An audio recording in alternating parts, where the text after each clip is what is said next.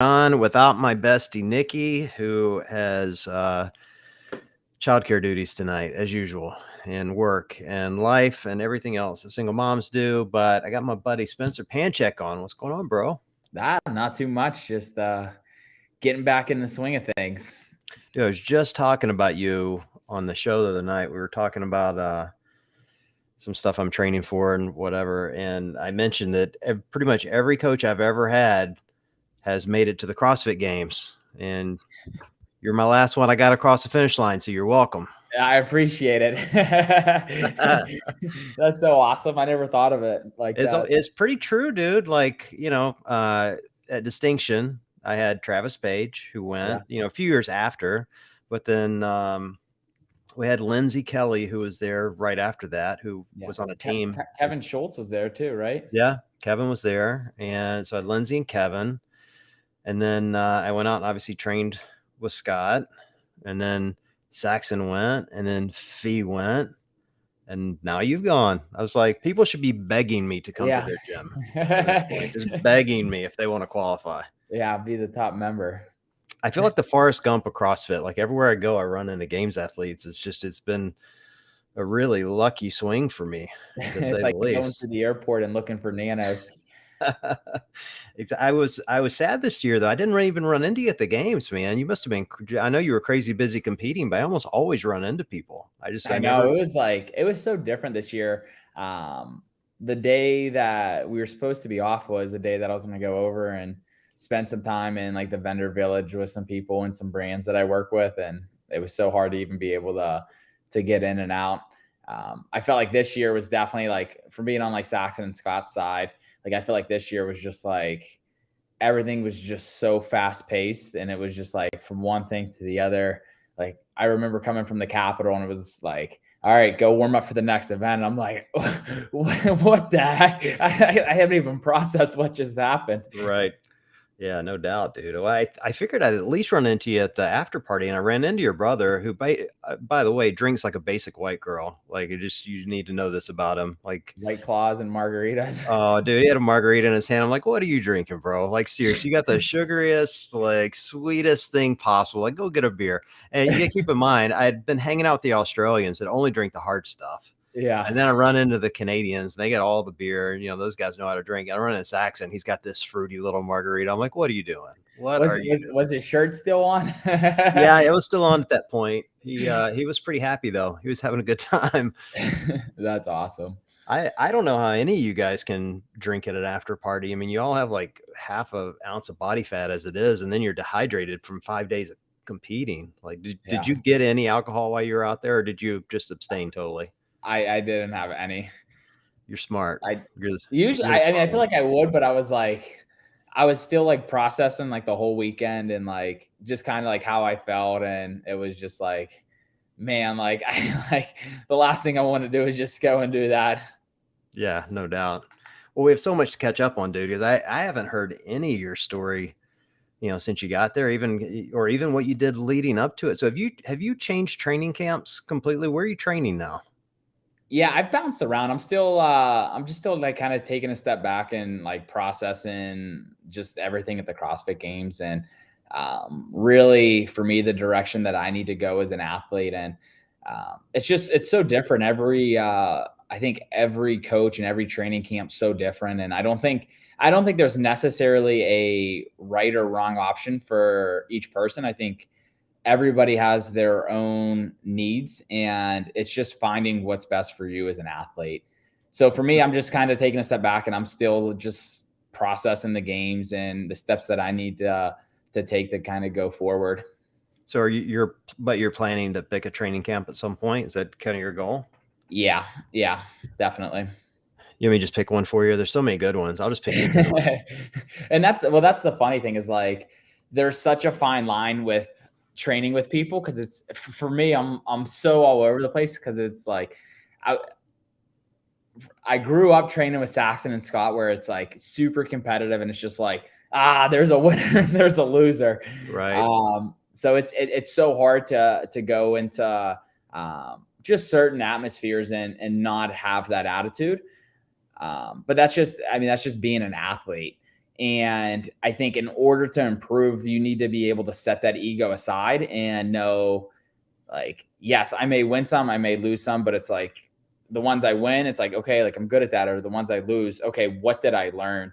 And it's being able to take a step back and do that rather than, oh man, I got my butt kicked. Like I need to hit it harder next time. But like there may be something like deeper there. And that's why I think it's so important to be surrounded by great coaches.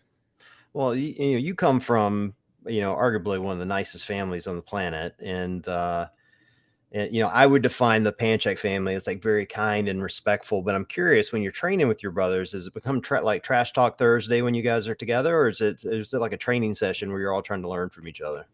Um, it's there's a fine line with it because it depends on the time of year, I guess. Cause like just like when we Right. all trained together and did like the open workouts, it was like who's going first, who's going second, like who's gonna be the guinea pig. And like it would be funny because I compare all of our levels of fitness.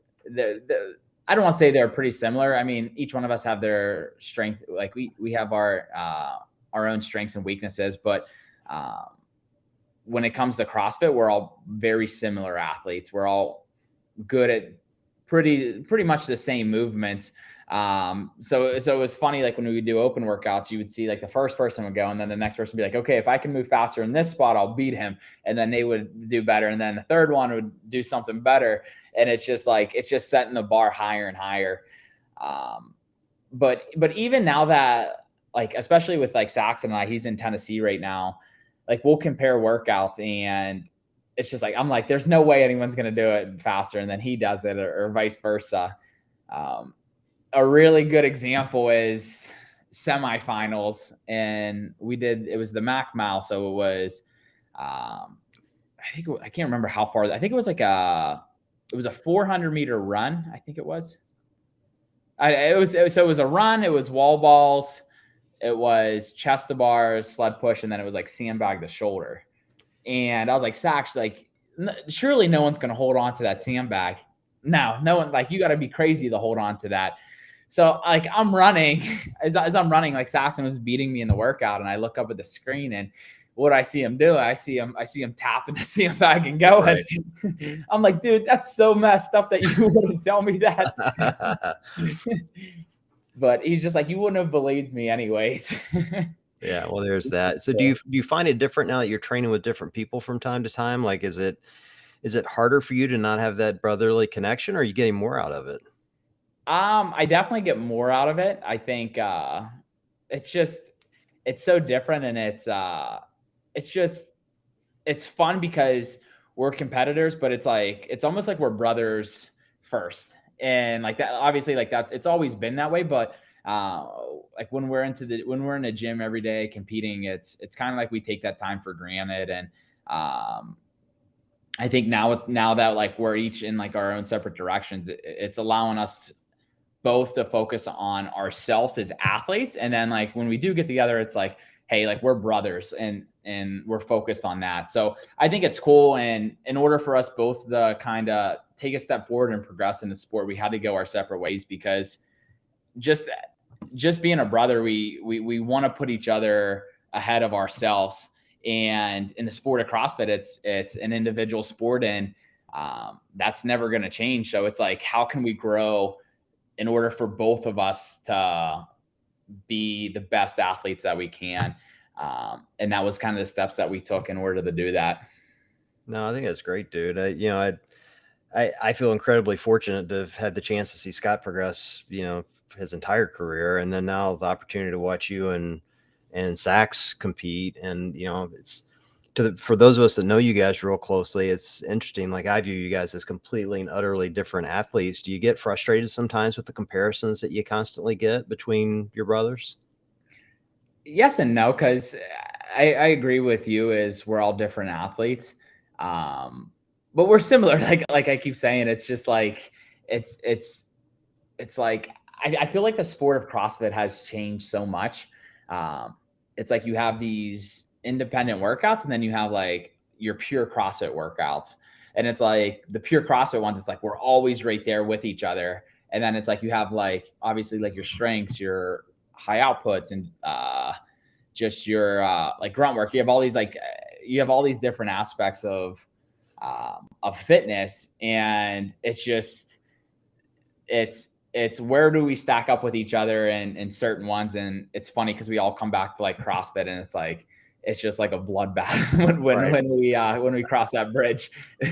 I think you have always done a really nice job of like understanding what your strengths and weaknesses are. It's one thing I've appreciated about you as a coach and an athlete is that you always seem to have a really good sense of self, like what you can do, what you struggle with. Like as you have digested those things over the years, and now even at going through a full games experience, what are you taking away as you're trying to make a decision where you want to go train next? Like, are you thinking of, I want to attack these weaknesses and I got to find somebody that can help me with that? Or like, where's your mindset?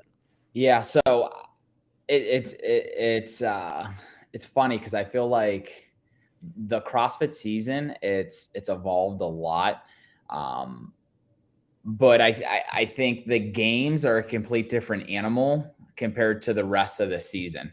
And it's almost like once you get past like a threshold. So like for me, like I felt like I was always stuck at the threshold of like semifinals. And this year I finally broke through that threshold, and it was like, okay, like now I'm at the CrossFit Games, and that's definitely like I'm a better games athlete than I am a semifinal athlete. And that's just you're able to test a lot more. Obviously, it's 5 to 6 events compared to 13 to 15 events, and it allows you to have. I mean, like this year, nobody was safe. And I keep saying it to everyone. I'm like, this is the year that nobody was safe. Like Right. everybody tanked an event, whether they wanted to or not. And it wasn't necessarily fitness.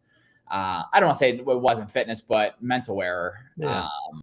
And it wasn't like single wonders. Every athlete there can do single wonders, but you look in the back of the warm-up area, like people are practicing singles, doubles, crossovers. And then it's almost like neurologically, it's like I'm working on those crossovers because you're thinking about the final round, and then you're not used to doing that. And then you go back to your single wonders, and it's like, man, like what the Right. heck's going on? So it's just a lot of the stuff's just like mental stuff like that. And that was like my biggest takeaway from the CrossFit Games was execution, and how well are you at executing. And that carries over to semifinals the most because you have 6 events and everything relies on execution. The past 2 years where I just missed the CrossFit Games, it was execution errors. And the CrossFit Games showed me how important it is to really focus on executing and having a game plan and having a backup plan. And at the end of the day, you can rely on your coach all you want, but as soon as you step on the floor, there's going to be things that are changing. There was an event at the games this year. I walked out, I was planning on splitting my muscle ups up, and the rings are just blowing back and forth. And I'm like, all right, well, like I have to hold on. And if my coach told me to do 2 sets on each round, you got to make that, like, you have to be able to know yourself as an athlete and be like, I have no choice but to hold on. The amount of effort and energy that I'm going to put into trying to grab one ring and then grab the other ring, it's going to take too much time. So there's a line of knowing yourself as an athlete, and you need to put yourself in these positions and be able to coach yourself to an extent. You had the privilege of your first year probably going up against the most stacked men's field ever. And that's no offense to any previous year. I know we've had great champions and a lot of great people have competed, but I thought this year was anyone could have won that thing. Anyone. Absolutely.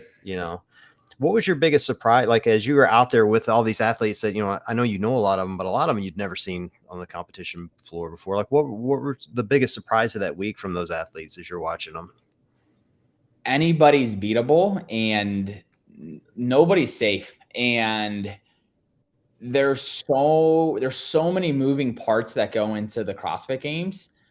And there's people that do well at the games that aren't necessarily super fit, but they're athletes and they're really good at adapting.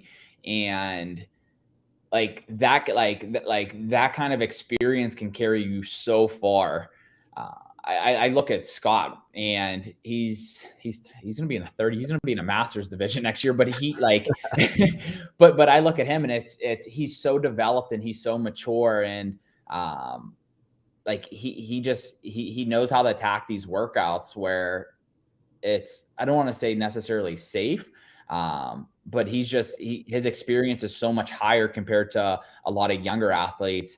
And these young athletes, me included, like my first year at the CrossFit Games, it's eye opening because you get so fixated on just one event, but there's 14 to 15 events over the course of the weekend, and you need to let the past be the past and focus on the next event. And I think there's definitely an experience part to that, and there's no other event out there that you're going to be able to experience that other than the CrossFit Games. I was pleasantly surprised by Roman Krennikov. I mean, everyone's talked forever about, oh, he makes the games, he's going to do great. And I'm always kind of an eye roll kind of guy when I hear that. I'm like, yeah, well, if it was going to be that great, he'd be there, And I realized he had visa problems, but dude was consistent as hell. I was like really surprised at how well he held up. And to your point, I was surprised at a lot of the veterans that had some execution errors. Like, it was a really interesting games that way this year. Very different. And I think the test, I think this year it was cool because in my eyes, I think it's going to add a lot of longevity in the sport because everybody got good at CrossFit, and it was starting to turn into like machines and who had high output on the machines, and you were spending a majority of time on one thing more than the other. Well, now you look at, like, I look at the event we did on Thursday, where it was a double scored event of one score was the shuttle run, and then the other one was push jerks. But you couldn't just pick one. If you picked one, then your other one was going to pay, but you weren't going to get enough time on it. Right. Like, I thought something like that was really cool because it's a new implement. And how do you approach a workout? We've never seen anything like that in really any event. And I look at that, and like, that's one new thing that they brought to the CrossFit Games. And then they had these new movements that they brought to the CrossFit Games. And a lot of these movements are original movements that are from the CrossFit Journal from 10 years ago. And it's neglected by a lot of these younger athletes and even some of these older athletes. I remember when I got into CrossFit, it was like, all right, butterfly pull up. Like that's what these games athletes are doing. And that's what we have to do in order to be successful in the sport. Well, I go to the level 1 seminar, and Matt Chan was my instructor, and he's like, all right, let's see a kipping pull up. And like, I had a heck of a time with a kipping pull up of being able to keep my hips open, but that's a fundamental movement. And you take a step back, and it's like, okay, like, I'm going to be able to build obviously a lot more strength in a kipping pull up than a butterfly pull up. And you look at the CrossFit Games this year, it's like, okay, pegboards without your legs. Like, do you have that pulling strength? And I just think it's really cool to see everything go back and show these athletes the importance of not leaving skills behind. Like, I missed a single under this year.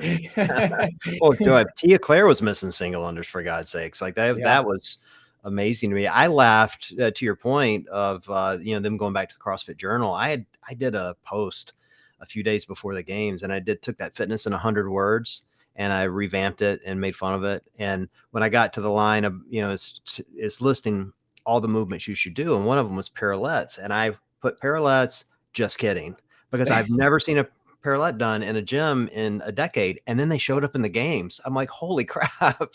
Like, that's amazing that they actually put this into a workout. It really just, I thought it spoke to the deep history and understanding of CrossFit that Boz brought. Not that Dave didn't, but I just think he just has a deep understanding of what CrossFit really is. And it made the events themselves really interesting, and I think challenging for you guys. Cause I mean, like, if I had gone to you the week before the games and said, hey, you're going to do single unders in the games, you would have literally laughed in my face. Yeah. Guaranteed.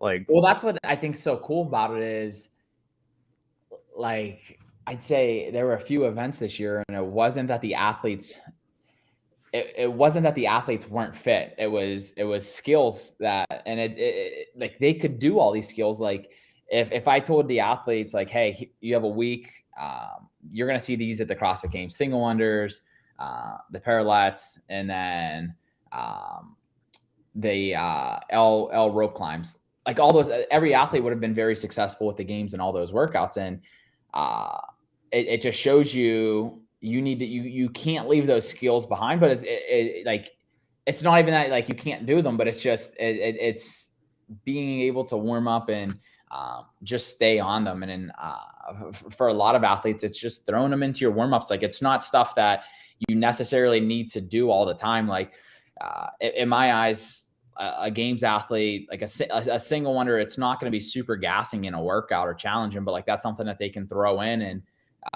just make sure that they stay up with that skill and not jump the double unders and triple unders. It's cool because it's when somebody walks into an affiliate, they're like, man, the games athletes are doing that. Like I need to be able to do that. And I think for a long time, you were getting people walking in affiliates. It's like, I need to be able to do double unders. I need to be able to do a butterfly pull up. And then it's almost like they hit a plateau there. Yeah. And they can't get a bar muscle up. Well, why can't I get a bar muscle up?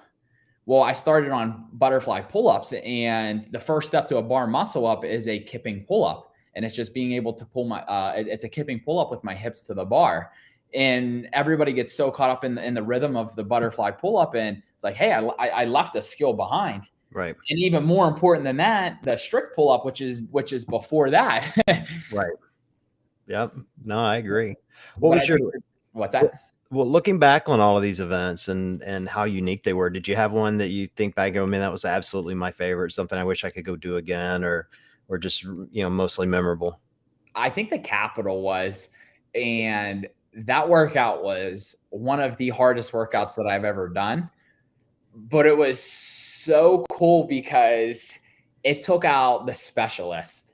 Right. And you had to be able to flip a pig. You had to be able to run. You had to be able to do farmer's carries and carry a sandbag. And it was just like, if you were just good at one and not the others, there wasn't a chance of making up time anywhere. It was like your best athletes did well on that, but they had to know exactly what they were capable of, because those athletes could blow up still. Right. What was the worst part of that Capitol? Was it the end? I forget what the bag's called, the big triangle I think the Hasselhoff one, I call it the Hasselhoff bag. Back when I call it the Hasselhoff bag because it's Close red. enough. Close enough. Husafel, but we call it the Hasselhoff. We'll stick with the Hasselhoff. I think that's cooler. But like I turned the corner and like I saw so many athletes, and I knew it was the front of the pack. I'm like, man, like they're right there. Like if I could just pick the sandbag, I'm going to pass so many people. And you get to the sandbag and you carry it a couple feet and then you drop it and you're like, oh right. No, like what's going on? But I think that was so cool because it didn't matter how far away somebody was. Like you came in and you got everybody in your cross arrows, and you could there was nothing you could do, but it was like, man, like it's right there. Yeah, it was, as a fan, that was really interesting to watch, because you'd see some of these athletes that you've come to know and love as historically really good at strongman implements. Like I think of Vellner's a good example of someone that's kind of well known for being really strong and being able to move heavy weight. And I'm watching him drop the bag at the bottom of the stairs because it's just too much for him at that point, and you're just like, how could this be? Like, it just doesn't even seem possible, And so it was a really interesting test, I thought, how that one was put together. And visually, it was gorgeous. Like, to be able to watch that and see it, it was probably the highlight of any games, let alone, this one. I turned the corner and I saw Sax, and I'm like, oh, I'm coming for you. I'm gonna come up and I'm gonna just walk right in front of you and drop my bag. Man, even at the games, you guys are wanting to smack talk. I love it. But I didn't stand a chance of catching him. Well, I think that's I look at this. I mean, I don't know. I've never carried one, but I have a decent understanding of heavy weight. And I view it a little bit like rowing. Like you get ahead of someone, it's kind of hard to pass someone on a rower toward the end. It's kind of the same thing Yeah, with that. Like you got to be a real hoss to be able to pass somebody with that kind of heavy weight. for You know? sure. I think the steps were so deceiving. Like every step just felt like eternity. Yeah. Well, trust me, it's not. I look at a lot of these workouts as an amateur athlete and think, oh, I'd like to go try that. That's not one that I want to attempt. Like I bought a sandbag here for the house and I've been training with it, and it's like 100 pounds. So it's nothing compared to what you guys were carrying. And I'm like, yeah, that's enough. That's plenty. You know, no, thank you. What about any do-overs? Any of the workouts you wish you could just get There's another shot definitely a at? few I wish I could do over. This single wonders for sure. Um, I just feel like an event like that, I left a skill behind, and I'll be the first to admit it. Um, but at the same time, it's like for me, I'm good at pegboards, I'm good at handstand walks, and I'm like that's free points. Like, and I'm like I look at the capital and how demanding that was on your body. And then I look at a workout like that and like it's not super demanding, like it's not high volume, like you're not going to be sore from it. And to take last in it, but like to take last in the capital, it's like, man, like that just absolutely destroyed my body. So like I look at that, I'm like, man, like everything in there I'm pretty darn good at. And it's just like I feel like I left a lot on the table. But again, like that's the name of the game. What were your main goals? I realize, and don't mistake the question. I know all you guys, when you go to the games, the goal is to win. I get Yeah. that. But it's also your first year at the games, right? And I think there's a lot of learning lessons that everyone knows are going to come from that. Like, Yeah. did you come into the games thinking, not only do I want to win, but setting that aside, here are 2 or 3 things I want to make sure I come away with before this Yeah. week is over? One of my top goals was rookie of the year. I always felt like I was an athlete that I trained with Saxon and Scott, and I always knew I was capable of it. Um, but it was a lot of execution errors, and for me, that was a goal that I had going in, and I feel like my placing would have showed that. Um, but I definitely think I built up a lot of experience. I thought I had the experience until I stepped on the floor at the CrossFit Games, and it's just a different level of experience. And I always said I would never say that because I felt like I always belonged at the CrossFit Games, but I was wrong. There's like like there is a level of experience that you gain from competing at the CrossFit Games, and I always thought I'm like, man, I was always aside like Saxon and Scots, and like I feel like I built up the experience. I saw the highs and the lows, but until you step out on the floor, you don't realize it. Right. Yeah, no, I get that. I mean, I get what you're saying. I've always felt, and I think those of us that know you felt like you've deserved to be out there the last few years. And to your, you mentioned earlier, just 1 or 2 execution errors, maybe at semis or sanctionals, wherever it happened to be, kept you out. But there's no experience better than experience for Yeah, sure. So and that was another takeaway was, um, like you have to be fit, but what's even more important than just being fit is being able to channel your fitness. And your fitness is your fitness going into the CrossFit Games, and you need to know exactly you need to know exactly what you're capable of. For me, I had no business in the back practicing the crossovers. It's if you got to the crossovers, you were guaranteed a top five. right, So I look at that and I'm like, man, like again, like that was like I mean, I'd be lying if I said I wasn't practicing the crossovers in the yeah, back. sure. Uh, like that again, that's a level of experience, and um, Did the gamemanship that comes in, like, that you think of that, like, that's a great example of one where you have to start doing the math before you even go out on the field of play. Did yeah, that catch you by surprise, how often you had to do that to start really figuring out, well, if I get here, I'll pick up 20 points or 30 points? yeah, I definitely felt like as the weekend progressed on, it was like, okay, like I need to know exactly where my fitness is at. I need to know exactly where it is with everybody on the floor. And I need to know when to go and when to throttle back because of my fitness, or let's just say I have a lingering injury, or something's flared up, or whatever. It could be anything, but you need to know exactly what you're capable of that day, and you need to dictate your pace based off of that in order to get the best outcome. Old me I was redlining until the day I die. But again, you can't do that. That's going to blow up in your face. There's no athlete that has ever gone through the CrossFit Games that have won every single event, and you need to know where you stand on that day in order for the best outcome. And whatever happens at the end of the weekend, if you can look back and say, I did everything that I was capable of, then you can walk away satisfied. I think when you walk away from a weekend and it's like, man, like I didn't execute everything the way that I needed to. I pushed the pace in an event, or I held back in an event.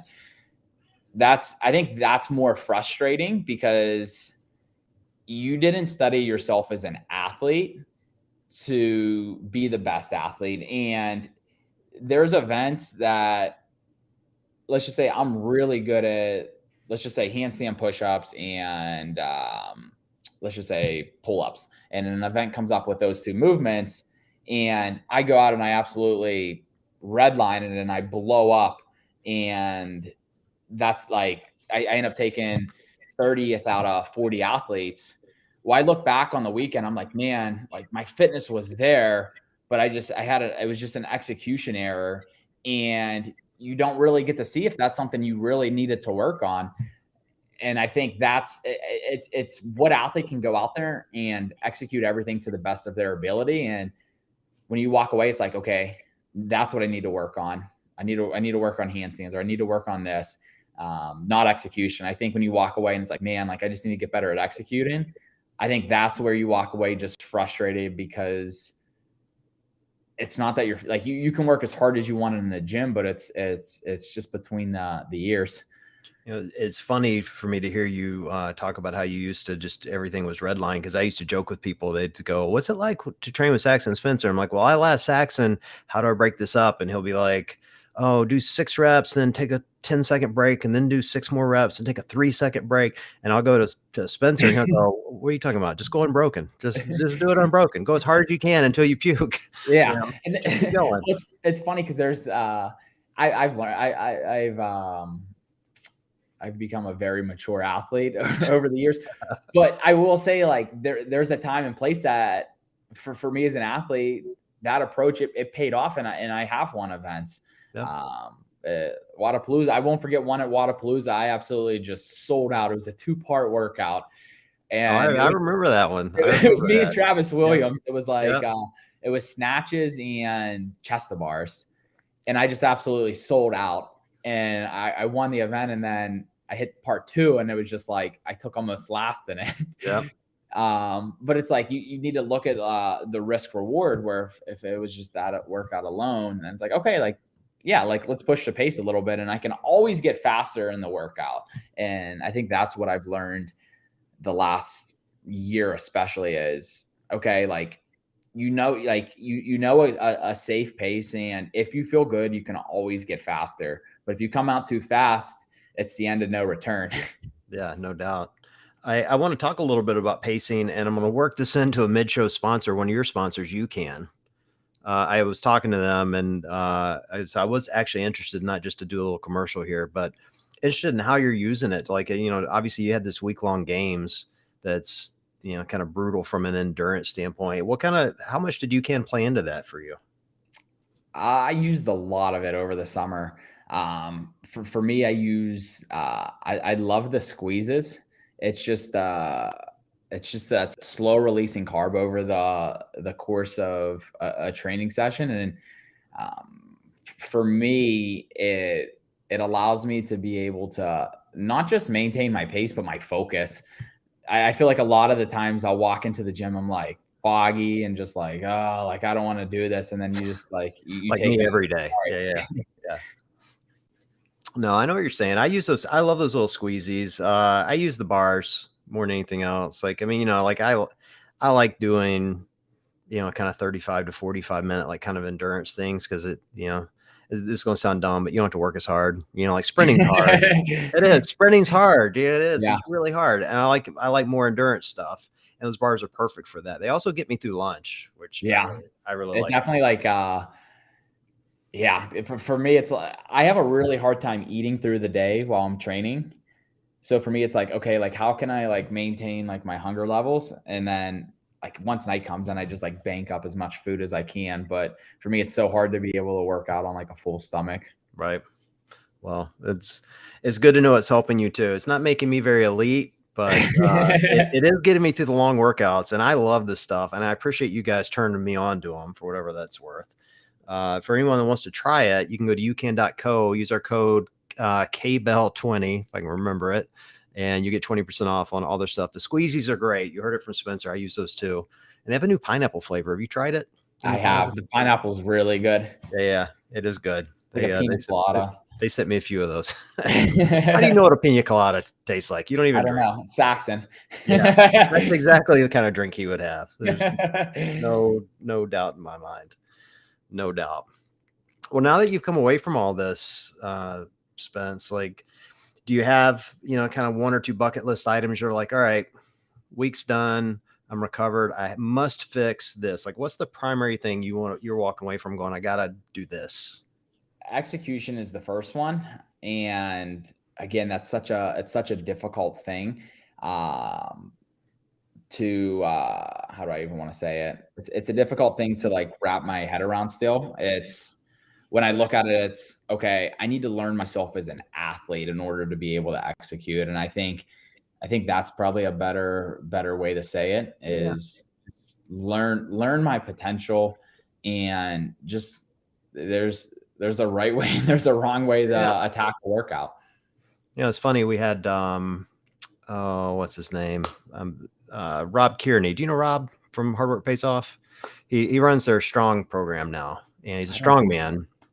But Matt hired him, and he's part of their team. And he was talking about execution on the podcast, and was talking about how they drill Mal on the little things. And it was really like eye-opening me, because I never think of this. I think of you guys as elite athletes as, you just kind of do everything perfectly, at least comparatively to me, it's all perfect, Yeah. But he's like, apparently Mal had a competition where she had done an overhead press, dropped the bar, and then stumbled going over the bar. And he's like, John, they came back and they drilled for like 30 minutes to an hour, dropping the bar and getting over it quickly. Yeah. Not lifting weight, not doing a Metcon, getting over the bar quickly. Mm-hmm. Like execution errors, Yeah. And I never think, it never even occurs to those of us that are just average athletes that something someone would have to work on. We just trip over the bar and think, all right, well, it just happened, who cares, There's so much for especially the games athletes of where can I make up little seconds? And you would be so surprised. Like, I'll tell anybody who's watching this, just go back and record one of your workouts and have a stopwatch and just time how long the workout takes, or how long you're actually spending moving through the movements, and how much time you're spending resting or chalking or spinning your grips around. Like there's so many like different little things, but you'd be so surprised like when you go back and compare those times where sometimes you're spending more time doing stuff like that than you are even working out. And on a games level, it even gets deeper than that, which is really cool. You'll laugh at this, but I was in I'm going to Crooked River CrossFit now, and I'm at the affiliate, and I'm working out in the group. And I forget the workout was running, wall balls, and toes to bar. And I'm behind this guy the whole time. It was 5 rounds or something like that. And we get to the final round and get to the wall balls, and I'm watching him, and he's about 10 reps ahead of me. And when we transitioned to the toes to bar, I didn't chalk. I just grabbed the bar and went and held on to the end and passed him by like 3 reps and beat him. And when it was over, he's like, how'd you do that? And I'm like, because Spencer and Saxon drilled it in my head that you always have more in you than you think, and you don't break before you do your first rep. You get on the bar and see how long you can go. You'd be so surprised how much you can recover, like especially on wall balls, light weights, body weight stuff, like a lot of stuff that you can still breathe through. you can, if you just grab it, you'd be so surprised that your body starts to be able to adapt, recover and through movements. And I think that's really what separates a lot of athletes is how can I recover through a movement? And it sounds crazy, but you become so accustomed to it. And it's like, okay, like if I could just breathe through this, like I'll be fine. And I compare that to swimming. And I think swimming's a lot easier for people to understand it is as I go, it's like breathe, head down, breathe. And I just settle into like that nice cadence.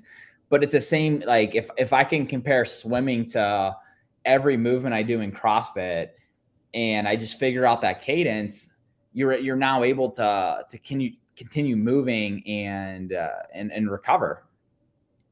So you clearly seem to be still very passionate about coaching and teaching. Do you have any intention to do that again in the future? Or are you going to just stick to competing for a while?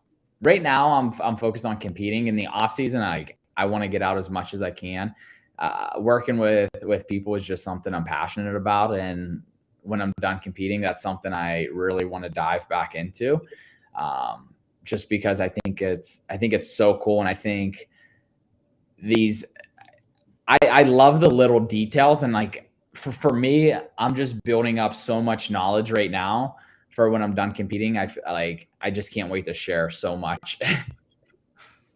Are you taking anyone on as a one-on-one student now, or not? Just you're going to just train Right yourself? now I haven't been. I just been focused on training, but who knows? It's something I wouldn't be opposed to. Hey, I'm not fishing to be your. I'm not going to be your athlete again. Not going to Come happen. You on. guys are, no, you guys are too hard. I'm sticking to old man training at this point. I should go train with Scott. It would be perfect.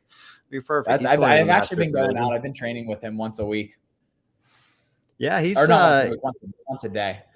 he's staying pretty fit. It's impressive, actually. That's for He's sure. he's learned a lot about training, and I feel like he's figured out a way to be able to balance it. But he's built up so much fitness over the years. Like it's for him, it's just about staying healthy and maintaining it. And like we talked about earlier, his experience will carry him so far with just that alone. Like I remember he just came when we did Wadapalooza. Like he just decided he was barely training and just came down there and did very well. And a lot of it was just experience. And there's definitely something to that with being a successful athlete. Yeah. What's the next competition for you? You going to go to Wadapalooza? I'm doing Wadapalooza for sure. I don't know if I'm going to do anything before that. We'll see, but definitely Wadapalooza is on the schedule this year. Rogue seemed really close to the games this year. I was wondering how many people would actually even want to qualify. Like, I know that the games just kind of wrecks your body after you're done. Yeah, I wanted to do Rogue, but my body wasn't ready for a qualifier. Yeah. I'm like, like I'm not ready. How long does it take you to recover from something like that? There has been so many times I walked in the gym, I worked out, I'm like, I'm not ready. And for me, I took about a month, maybe 5 weeks off of literally doing nothing. Like I said, I would try and like in between that period, I'd go in and try and do something. I'm like, I'm just not ready. Like I just need to just get healthy, just my body, my mind. And I need to feel good. But I think that's so important for athletes. That's something that I really never did was take an off season. Like I said, I didn't realize how demanding the games are. Like I'm like, it can't be that bad. But like more mentally than anything, it's just like it definitely takes a toll on you. And it's being able to recharge so that you can get back into training and have those goals to be successful in the next year. Well, I think it's a delicate balance, really. I mean, when you think of, Rogue has really good payouts. Wadapalooza is going to have great payouts. And, there's obviously the Dubai competition.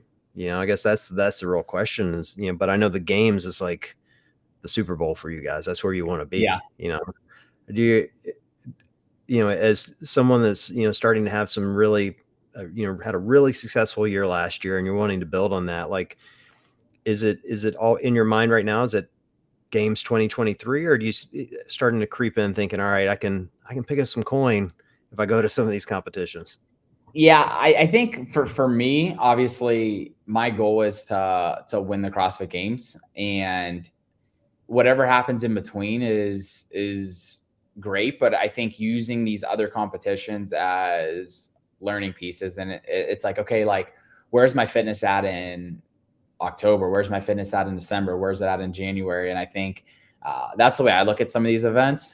The payouts are definitely great, but if your body's not ready to go and do these, it's kind of risk reward, because it's like if I go and do that and let's just say my shoulder or my knees banged up, and then I just never give my body a chance to recover, and then all of a sudden you're going into the next year and you're injured. And for a lot of these athletes, they make a living through sponsorships, and a lot of the sponsorships ride off of the CrossFit Games, and um, being able to be the best athlete you can at the CrossFit Games, because at the end of the day, that's what you're training for, that's your career, and everything else kind of in between is kind of a bonus.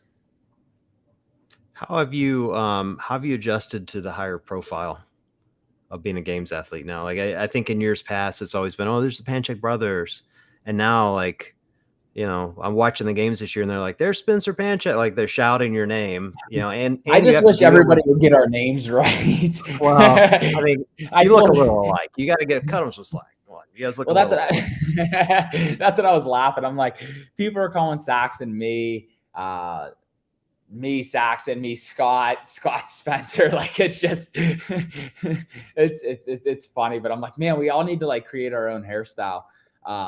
But it's really cool, and it's for me, that's having the platform to compete at the CrossFit Games was always a goal of mine. And it wasn't just about competing, but it was being able to use that platform to inspire as many people as I can. And um, I think it's easy to get so caught up in just competing. But at the end of the day, it's CrossFit's built around community. And um, I look back and I just remember certain moments where top games athletes gave me the time of day, and I was just a fan. But I just remember I was like, man, like that was so cool. Like, and it just brought me in and wanted me to love the sport. And if I can shed that on some other like young kids, like that's like I would love to do that, because I can honestly say, like with some athletes, like it changed my life and made me want to follow this career is a passion of mine. And if I can do that to somebody else, I think that would be really cool. How hard was it dealing with the talking heads, particularly like you had that first event where, the bike issue, and like this was a weird year I felt in CrossFit, where you had like everybody and his brother is judging everything going on and Oh, everything. oh, And then and then they're really raising hell about that. the bike was bad, but I'm like, so it was a lot of people were like, man, like, how do you miscount 5 laps? But there's so much more that go into that goes into that workout. And athletes were working together with each other, but it'd be silly for the athletes not to. And if people don't know what drafting is, you're communicating with the athletes around you, and you're able to block the wind and kind of ride off of each other's. You block the wind, and it's just less resistance, so it's a Yeah. little bit easier for you to bike. So you're communicating with athletes, and you're switching positions on that 5 mile bike, and it's definitely hard to keep track of the laps. But I remember going into the final lap, and the guy that I trained with, Lazar, we came out on the bikes together, and there was nobody around us except Yona Koski he was the only one that came out before us, but it was Yona, Lazar, and then me. We were the top 3, and Lazar and I, we were just drafting off each other the whole time, and we're going, and I come around, I'm like, is this lap 5? And there wasn't anybody there. And I'm like looking around, I'm like 5, and I'm like, Lazar, this is 5, right? And he's like, yeah, this is 5. And like, I was like, are you sure this is 5? And like, we both were convinced it was 5. And we come around, and we didn't see Yona Koski, and we assumed he went in the gate. And the guy with the flag waved us in, and like we ended up going in. And I ran across the finish line. I'm like, where's Yona? And he wasn't there. So I think that was just, it is like, again, it kind of is what it is.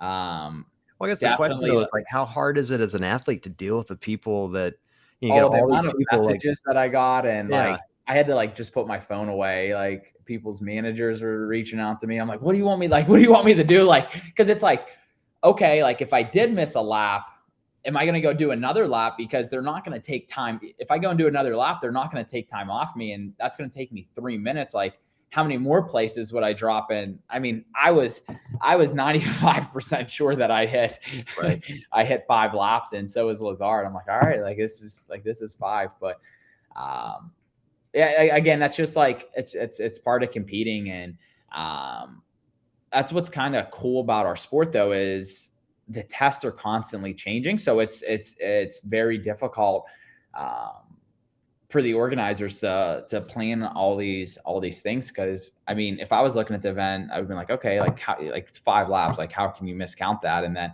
it's like, okay, like everybody's coming out together, like people are drafting off each other, which I didn't even think drafting would be a thing, because we weren't. I mean, we were up and down hills, we weren't going that fast, but I got out there, I'm like, man, this is this is easy. Like, Right. and I'm like, drafting's really a thing. Well, listen, I can verify how easy it is to to not count to 5 in a workout, for whatever that's worth. I just thought it was an interesting year for athletes all around, like between the Yeah, semis and the open, and it feels like every video that gets posted, you've got someone critiquing someone else. yeah. It, Um, just I was curious how that feels for you guys as athletes. Does it frustrate you? Does it bother you at all? Like, do you even think about it? Yeah, I for me, and this was again part of the experience, is just letting stuff go. Like I had such a hard time having even like people that were close to me that I thought were like good athletes, like criticizing me of like, man, like you got away with murder, like you shouldn't have done this, and like it almost showed like uh, I don't want to say the immaturity level of some of the stuff that was going on, but it's just like, hey, like I wish people would ask me like what happened, rather than people just like, oh man, like he intentionally skipped a lap. Like for me, I think the hardest thing is I look at my integrity, and like that's something that I hold to such a high standard, and to have that question like that hurt me the most. And I think that was the hardest thing for me to let go over the course of the weekend, was like, man, like people are questioning my integrity, and like I would never want that. And if that required me taking a 40th place, then it is what it is. But I think the frustrating thing was like I knew how hard I worked for that placing, and it's just, again, until you're out there doing the event, it's hard to wrap your head around it. Yeah. Because like again, it's just like when you're watching on TV, you're like, man, like how do you miss that? Well, it's easy to say that on TV, but if anyone's had any experience in track and field, like Mira used to run track and field for years, and they always had somebody out there counting laps, because you have to do more than 3 laps. It's pretty damn hard to remember where you're at. It Yeah, just is, particularly when it's a circle and you've got yeah, people passing and you're not sure how many times they've passed you or if they even have it all. And yeah. Well, I think that was what was hard for us, because we started lapping people, and if we only did, I mean, I still feel like I did 5, but I'll take that one to the grave. But like we were passing people, but I mean, that would mean we were only on lap 3. And I'm like, all right, like we're passing people. Like there's no way it took people that long to do like that many pull-ups.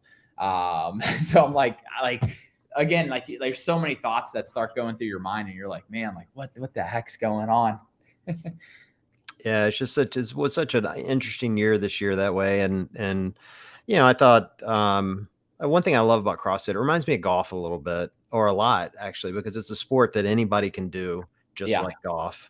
And we all play by the same rules, or we should. And there's a lot of integrity involved in it. The games differs because then you do actually have judges out there no repping you. yeah, And I thought that was the one, I didn't have very many critiques on the judging and the way the games are structured, but that was the one I had where I thought, man, they should have had somebody out there counting laps for you guys. Cause Yeah. while you're still responsible for your own actions and reps and everything else, Yeah. some of this can be avoided, Yeah. and it keeps them from having to make the tough decision of, do we dock you time or Yeah. do we dock you spaces? Yeah. you And know? that's like, I think CrossFit, I look at like, it just reminds me of when Frazier's sandbag fell out of his bag. Yeah. And I'm like, man, like it was 10 pounds. Like nobody was going to pass him. Like he was 200 yards from the finish line and he Yeah. dropped like 15 places. But again, I look at like the bike event and it's like, what do you like, I think the next person behind us was probably 150, 200 yards. So like, it would have been very difficult for somebody to be able to catch us from behind. So it's like, how do you figure out like what's too aggressive of a penalty and what's too soft of a penalty? And again, I think some people were frustrated with the penalty that they gave us. Obviously for me, I was in the position and I'm like, man, like I know how hard I worked and I know that it was very unlikely that somebody was going to pass me.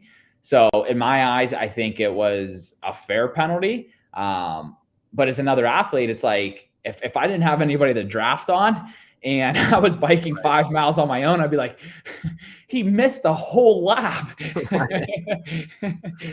Well, look, I was impressed at how quickly you put that event behind you, and you seemed to, you didn't seem to be all nerves for the rest of the week. I don't know how you felt, but you were hiding it good if you were nerves. I couldn't I was tell. definitely like, I was stressed about it. And Scott's like, dude, you just need to like put this behind you. Like it is what it is. Cause I mean, we were going out for the next event and like, I mean, obviously, like I was sitting in first place because I was the first one across the finish line. I'm like, man, like there's like, it's like getting an asterisk next to your name on the whiteboard in the gym. And it's like, hey, like he cheated. Like what the heck's that there for?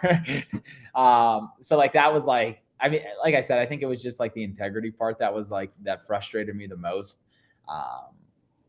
But again, like it's part of the sport and, that's what's cool about it is we're never doing the same thing. So it's hard to plan for some of these things.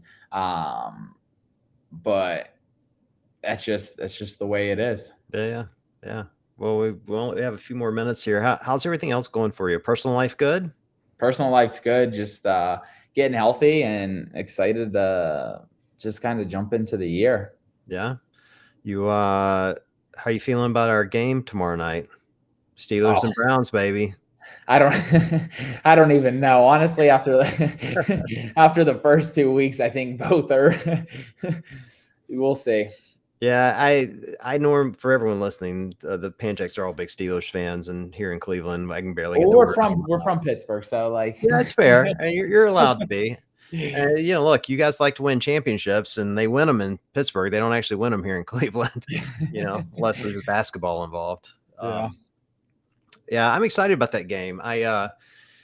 First 2 weeks were a roller coaster for the Browns. I mean, they're, basically one play away from being 2-0, and they're actually kind of 2 plays away from being 0-2. So yeah, who knows what's, and I don't think you guys have had a much better start to the season either. Like it's real we got hit or lucky. miss. We got pretty lucky the first week, and then last week they just their defense. I think tomorrow. I think if the Steelers can stop the Browns' run game, they'll be good. If they can't, then I think it'll be hard. I think I saw you went to the Pitt Tennessee game. That looked fun. Oh yeah. Anytime you get a chance to go back to Pittsburgh. Yeah, well, I was rooting for Pitt. I mean, I'm an SEC boy, and I hate the Volunteer, so I was rooting hard for Pitt in that game. Yeah, have to admit it. J. Watt. I do too. Cannot root for the Big Orange, to say the least. Do you feel like you're making enough time, like to get out of the gym, spending some, time outside of lifting weights and all yeah, that? I think I think these last 2 months, it was nice to be able to really find a balance. I think obviously as you get close to the games, it's like you eat, sleep, breathe, train, and it's being surrounded by a group of people that understand that and are supportive of that. And now that that's done, it's like, okay, like sinking time back into those people that really helped me. Yeah, I'd like to point out Scott's got a second baby on the way.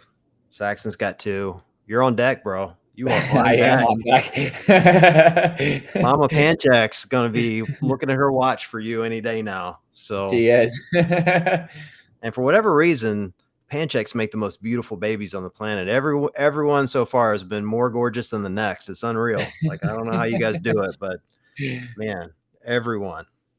It's pretty cool, actually. I'm kind of living vicariously through Saxon's twins. Like every time they post a video or whatever, I'm like remembering when my girls were little like that and how much fun it was. So Yeah, I'm always getting a video of the girls every day. They're so cute. yeah, they are cute. I would tell you enjoy this time of your life while you can, for sure. Absolutely. All right. Well, dude, it's been great catching up. We Yeah, absolutely we need to likewise. do this more often. And I mean off the podcast. Like I feel like I don't see any of you guys and we just don't talk enough. So it's great Yeah, great you need to catching come up out with and you. train, or you need to come out here and train. I'll come down there. I'm training for Wadapalooza for the gauntlet, Oh, and heck yeah. dude, it's killing me. I've talked about it on the show enough, so people listening are like, "Oh, is he talking about this again?" But between you and me, like, I'm gonna die before this is over. Like, it's just a ridiculous amount of volume, and I'm sure you and Saxon would have great glee to see me having to do all the things I cherry picked when you guys were coaching me because I know they're coming up. Like, you know what I mean? Like you know I know what my weaknesses are. And so I've gone to my coaches. I'm like, all right, here are my weaknesses. I must do this for the Yeah, next 4 months. That I have to get good at this stuff. yeah. And so it's like every day at ski erg and rope climbs and sandbags and all the things I hate, but you got to do it. Always better. Yep. Yeah. So we'll hang out in Florida. How about that? Heck yeah, I love it. That'd be fun. All right, dude. Well, great catching up. For everyone listening, appreciate you guys joining. Tomorrow night, we have Emily Roth is coming on. So we're going to kind of back-to-back UCAN athletes. So make sure you check that out. We're also going to have our surgeon on with us and talk about what happened to her arm at the game. So it should be fun. So everybody join and we'll